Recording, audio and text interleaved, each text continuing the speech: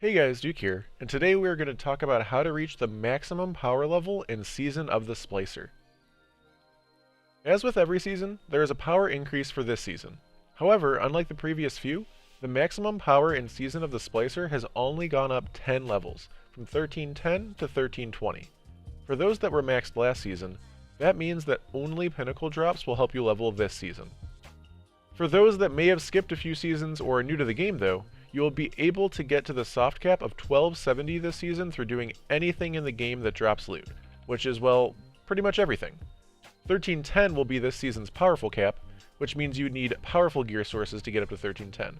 And finally, as mentioned, you can only go from 1310 to 1320 with pinnacle sources, which is what this video will be going over. In Season of the Splicer, we have a few new pinnacle sources, a few removed sources, and a couple currently bugged and confusing sources of pinnacle power. Also, like previous seasons, some of the pinnacle sources we have are +1 drops, which mean they will drop 1 power higher than your base level, while others are +2 drops, which means they will drop 2 power higher than your base level. To start, we still have the +1 pinnacle drops for completing ritual activities, which include doing 3 strikes with the weekly rotating burn, completing 3 gambit matches, and completing 3 crucible matches. If you're in a clan, reaching 5,000 personal clan XP will also give you a +1 pinnacle drop. This drop continues to say that it is powerful, but has been pinnacle for multiple seasons and still is this season. There is also a new +1 pinnacle drop for opening 3 chests in the override missions. In terms of potentially bug drops, there is a challenge to complete 8 bounties for the Splicer servitor in the helm, but that drop is currently not dropping as a pinnacle drop, even though it is saying pinnacle drop on the map.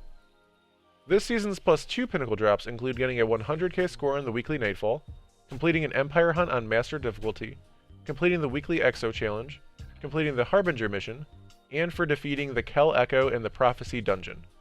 Presage is currently not showing as a pinnacle drop, nor is it actually dropping as pinnacle loot, but according to this week's TWAB, this is a bug and is being looked into.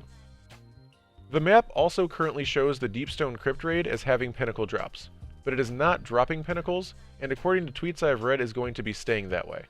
In its place, Vault of Glass will be releasing on May 22nd, and will have pinnacle drops for completing each encounter in the raid, which will add up to 15 or potentially even slightly more pinnacle drops per week if you're running 3 characters, especially once the weekly challenge modes release on June 15th. The master version of Vaulted Glass will also be releasing later this season on July 6th, which may add even more pinnacle drops on top of those.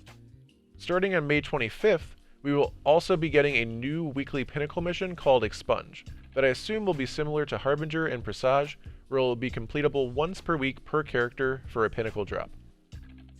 Getting to 7 wins and getting 7 wins flawlessly in Trials of Osiris is another source of +2 pinnacle drops.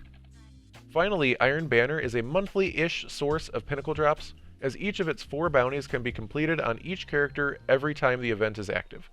This season's scheduled Iron Banner weeks, which are subject to change, are May 18th, June 8th, June 29th, and August 3rd. Thanks for watching my Season of the Splicer Pinnacle Leveling Guide.